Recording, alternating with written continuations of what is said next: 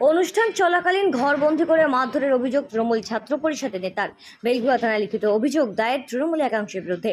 পুরনো শত্রুতার জেরে কামাহাটি পৌরসভার অন্তর্গত 25 নম্বর ওয়ার্ডে তৃণমূল ছাত্র পরিষদের দুজন সদস্যকে প্রাণে মারার চেষ্টা করার অভিযোগ ওঠে কাঠগড়ায় তৃণমূলের দুজন নেতা।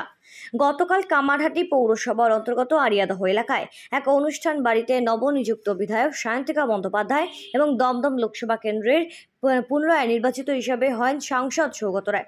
তাকে সম্বর্ধনা জানাতে বেলঘড়িয়া সহ তৃণমূল ছাত্র পরিষদ এবং ভৈরব গাঙ্গুলি কলেজ তৃণমূল ছাত্র পরিষদের যৌথ উদ্যোগে এক বিশেষ বনভোজন এবং সম্বর্ধনা জ্ঞাপন অনুষ্ঠানের আয়োজন করা হয়।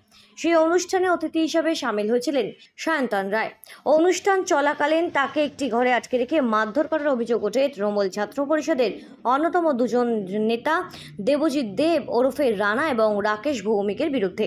কোনো ক্রমে পরিবারের সদস্যকে ডেকে নিয়ে এসে সেখান থেকে প্রাণে বেঁচে বাড়ি ফিরে এলে তৃণমূল নেতা সায়ন্তন রায় এমনটাই অভিযোগ করে যে তাকে আটকে রাখার চেষ্টা করা হয়েছিল। তবে ইতিমধ্যেই গোটা বিষয়টি নিয়ে বেলঘড়িয়া থানায় দ্বারস্থ হয়েছে আহত তৃণমূল নেতা।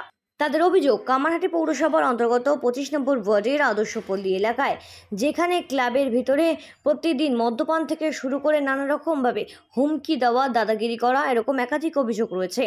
তাদের হুমকি দেওয়ার অভিযোগ উঠেছিল তৃণমূল ছাত্র পরিষদের নেতা দেবজিৎ দে ওরফে রানা এবং রাকেশ ভৌমিকের বিরুদ্ধে।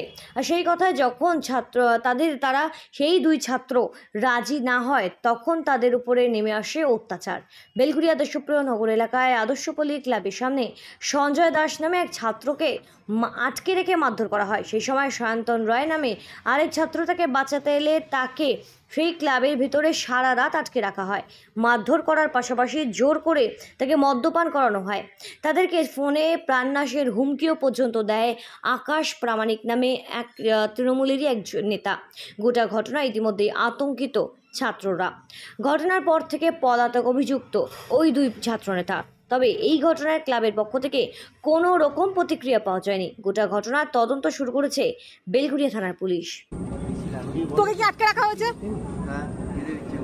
কে রানা আর ওরা? তোকে কি আটকে রাখা হচ্ছে? তোকে কি আটকে রাখা হয়েছে? তো আর কালো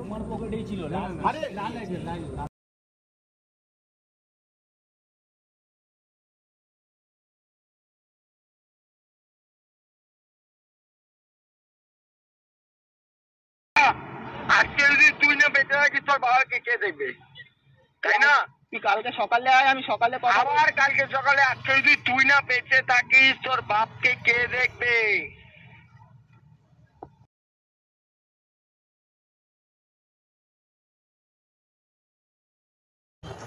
রথের দিনকে আমি আর আমার বন্ধু অর্ণব পাল দুজন মিলে আমরা ওখান থেকে আসছিলাম।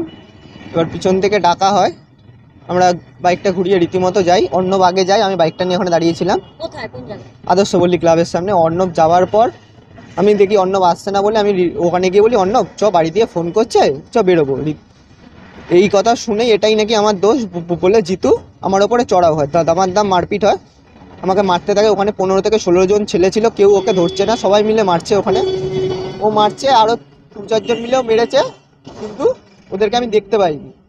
মেন ভিড়টা ও করেছে। তারপর এবার ওখান থেকে আমরা যখন বেরিয়ে আসি, তারপরে রাত্রিরে আমাকে থ্রেট দেওয়া হয়, রাত্রিবেলা কল করে বলছে তোকে বুঝে নেবো, তোকে করে নেবো। এই বেসিসে ঘটনা ঘটে।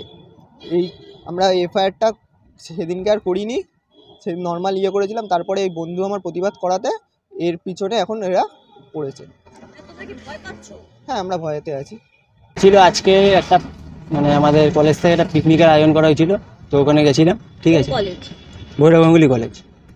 ঠিক আছে, তো আমাকে গঙ্গার ঘাটে দাঁড়িয়েছিলাম, তো সেই সময় টাপ্পা ত্রিবেশ মুখার্জি এসে আমাকে ধাক্কা মারে, কলার ছিঁড়ে দেয় টেনে। ঠিক আছে, রীতিমতো ধস্তাধস্তি হয় এবং তারপরে রাকেশ ভৌমিক এবং দেবজিৎ দে রানা এসে আমাকে মারে।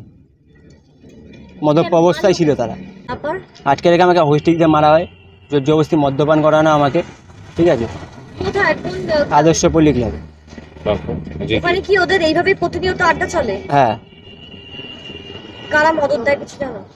সেটাই জানি না। ওই এলাকাটা আমি যতদূর জানি, আদর্শপল্লী ক্লাবটা সেখানে আছে, আশেপাশে একজন হয়তো কেউ থাকে। তারা হয়তো তাকে হয়তো মদত দিচ্ছে।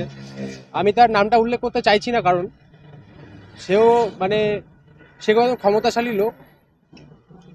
আদৌ এরা তার মদতে করছে কিনা বলতে পারি, তবে এরকম প্রতিনিয়ত আমাদের সাথে এরকমভাবে এরকম অত্যাচার টর্চার বলা হয় যে তোদের এলাকায় থাকতে দেবো না, তোদের বাড়ি থাকতে না। বেসিক্যালি পেশায় একজন প্রাইভেট সংস্থায় কর্মরত, আমিও নিজে কাজ নিয়ে ব্যস্ত থাকি। তো আমাদের সাথে এরকম টর্চার করলে আমরাও নিজে খুব ভীত সন্ত্রস্ত মনে করছি, এবং আমরা ওরকম পরিবারের ছেলে না যে আমরা কারোর সাথে রাস্তায় বেরিয়ে ঝামেলা করব, বা আমরা কারোর সাথে রাস্তায় ঝামেলা করব, বা কারোর সাথে খারাপ ব্যবহার করব। তা আমরাও খুব ভীত সন্ত্রস্ত। আমার এই 2 বন্ধু আছে, এদের আমরা আজকে আমরা থানায় অভিযোগ করেছি। তা আমরা প্রশাসনের কাছে এটাই বলবো যথাযথ মানে ব্যবস্থা করতে, এবং আমরা এটাই চাইবো যে আগামী দিনে যাতে আমাদের এরকমভাবে ভয়ের মধ্যে থেকে, এরকম একটা আতঙ্কের থেকে যাতে আমরা আগামী দিনে মুক্ত হতে পারি। বেলঘুয়া থেকে সেঞ্চুরি পোদ্দারের রিপোর্ট, সঠিক বার্তা।